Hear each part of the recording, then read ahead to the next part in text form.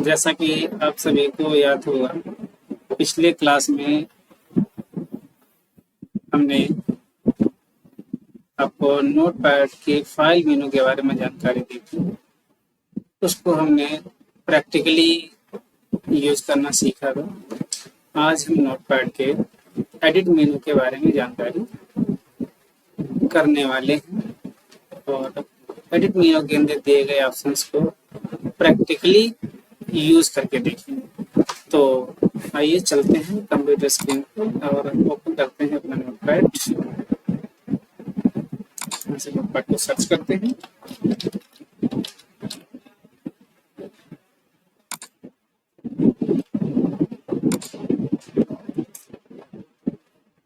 हमेशा की तरीके से प्रैक्टिकल करने के लिए आपके पास डेटा का होना बहुत जरूरी है, क्योंकि बिना किसी डेटा के हम प्रैक्टिकल नहीं कर सकते हैं।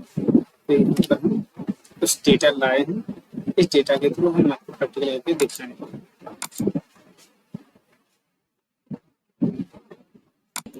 तो मैंने ये डेटा यहाँ पर ले लिया है। अब हम चलते हैं फाइल मेनू एडिट मेनू में।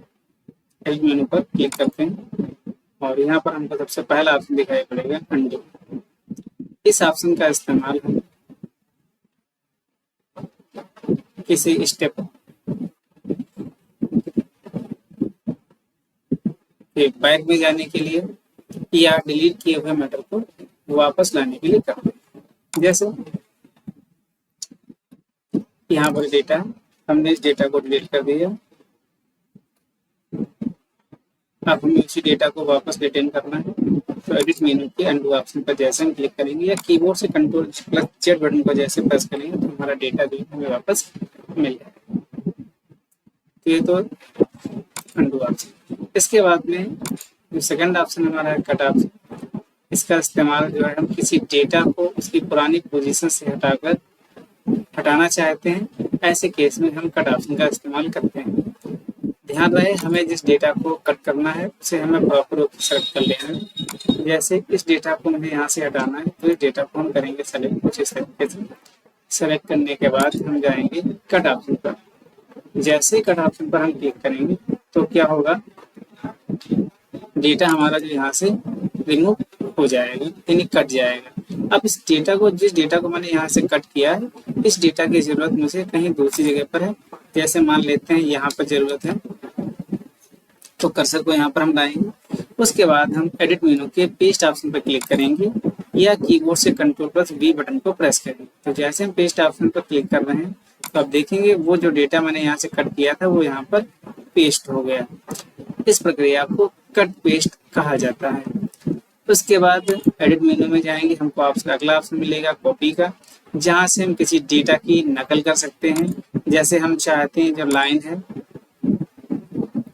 इस लाइन, जब ये लाइन यहाँ पर भी रहे, इस लाइन की जरूरत मुझे दूसरी जगह पर भी है, तो ऐसे केस में हम अपने डेटा की कॉपी करते हैं और कॉपी करने के बाद जहाँ पर भी हमें वो डेटा रखना होता है वहां पर अपने डेटा को हम कर्सर की मदद से वहां पे कर्सर ले जाते हैं और फिर एडिट मेनू में जाकर पेस्ट ऑप्शन पर क्लिक करते हैं या कीबोर्ड से कंट्रोल प्लस वी बटन को प्रेस करते हैं। तो जैसे ही प्रेस करते हैं तो आप देखेंगे जैसा डेटा यहाँ पर है ठीक वैसा ही डेटा आपका यहाँ पर भी पेस्ट हो गया। उसके बाद अगला ऑप्शन हमारा डिलीट है। यहाँ से हम किसी भी डेटा को डिलीट कर सकते हैं। बस डिलीट ऑप्शन पर क्लिक करें, आपका डेटा यहाँ से डिलीट हो जाए। इसके बाद आप देखेंगे एडिट मेनू में एक नया ऑप्शन यहाँ पर ऐड हुआ है, सर्च विद बिंग। ये इंटरनेट के साथ में काम करता है। आपने यहाँ पर कोई डेटा टाइप किया है, जैसे मान लेते हैं आपने टाइप किया यहाँ पर,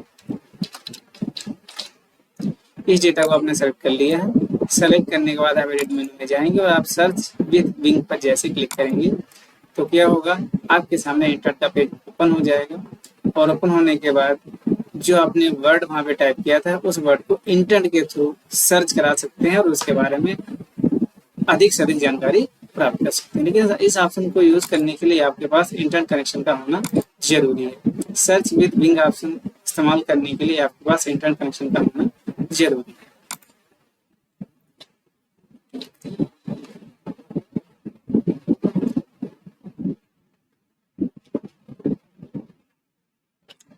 बहुत सारा डेटा हमारे पास है।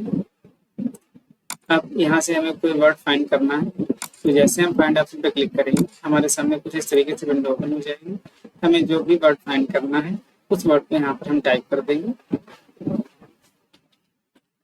जैसे हमने वर्ड फाइंड किया, ये जैसे हम यहाँ पर फाइंड नेक्स्ट पे क्लिक करेंगे तो वर्ड हमको बताएगा कैन नॉट फाइंड। ऐसे केस में हम डायरेक्शन को बदल देंगे और डायरेक्शन बदलने के बाद फाइंड नेक्स्ट पे क्लिक करेंगे तो आप देखेंगे अगली बार जितनी बार आप फाइंड नेक्स्ट पे क्लिक करते जाएंगे जहाँ जहाँ ये वर्ड होगा उस वर्ड को फाइंड करता हुआ चला जाएगा। कुछ इस तरीके से मिलते हैं फाइंड। अगर आप ध्यान से देखेंगे हम यहाँ पर जो वर्ड है ये लिखा हुआ है, इसका W हम बड़ा कर देते हैं और यहाँ से उसको बोल देते हैं मैच केस।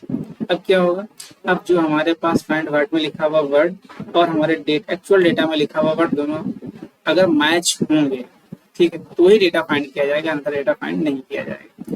तो जैसे हम फाइंड नेक्स्ट को क्लिक करेंगे तो हमको एक मैसेज मिलेगा कैन नॉट फाइंड। तो ऐसे बोल के देखते हैं किसी भी केस में इसको फाइंड नहीं करना है तो क्या करना है, यहाँ पर ध्यान से देखना है कि अगर आप चाहते हैं कि केस के अकॉर्डिंग फाइंड हो तो यहाँ पर जैसा डेटा आपके जैसा जो वर्ड यहाँ पे लिखा हुआ है अगर वो डेटा से आपके मैच करेगा तो ही फाइंड करेगा, अन्यथा फाइंड नहीं करेगा। यहाँ पे देखेंगे यहाँ पे W छोटा बना हुआ है, W बड़ा बना हुआ है। ऐसे केस में यहाँ पर अगर हम सेम W बनाएंगे इस तरीके से सेम केस और फाइंड करेंगे, अब ये इसको आराम से फाइंड करता हुआ चला जाएगा क्योंकि ये और ये दोनों आपस में मैच कर रहे हैं। उसके बाद में आपके पास अगला जो ऑप्शन है जिसका नाम है फाइंड नेक्स्ट। ये क्या करता है, बस आपको शिफ्ट के साथ F3 बटन को प्रेस करते रहना और जैसे जैसे आप प्रेस करते जाएंगे तो अगला जो वर्ड है उसको फाइंड करता हुआ चला जाएगा। अगला ऑप्शन आपको मिलता है फाइंड प्रीवियस। अब बस आपको शिफ्ट के साथ में F3 जैसे आप प्रेस करेंगे तो ये पिछले वाले को सर्च करता रहेगा। F3 से आप आगे सर्च करेंगे, F3 से आप पीछे की तरफ सर्च करते हुए चलेंगे। उसके बाद यहाँ पर आपको ऑप्शन मिलेगा रिप्लेस का। यहाँ पर क्लिक करते ही आपको ऐसा लग रहा है कि जो वर्ड मैंने यहाँ पे लिखा हुआ है ये गलत हो गया, इसकी जगह पे मुझे कुछ और वर्ड करना है, ठीक है। जैसे बी यहाँ पे लिखा है वहाँ पे अवे करना है, रिप्लेस करना है एक एक वर्ड। तो रिप्लेस फाइंड एंड रिप्लेस, पहले रिप्लेस अब बदल दिया गया। इसको नहीं करना है तो आप फाइंड नेक्स्ट कर दिए, इसको छोड़ दिया जाएगा, अगले पहुंच जाएंगे, आप इसे रिप्लेस कर सकते हैं।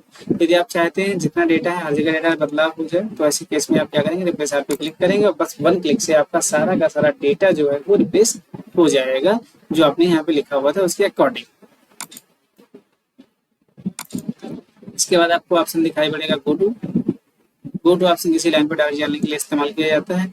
इसका प्रयोग हम जब आपको फॉर्मेट मेनू समझाएंगे तो उस दौरान आपको हम बताएंगे गो टू का इस्तेमाल कैसे करना है। सेलेक्ट ऑल से आपका सारा का सारा डेटा जो है वो सेलेक्ट हो जाएगा कुछ इस तरीके से। अब आपको इस डेटा के साथ में कॉपी करना है, कट करना है या डिलीट करना है, क्या करना है, उस डेटा को जो भी करना है आप सेलेक्ट करने के बाद कर सकते हैं। आप डेटा अनसेलेक्ट करना चाहते हैं तो बाहर क्लिक कर दीजिए, कहीं पर भी आपका डेटा अनसेलेक्टेड हो जाएगा।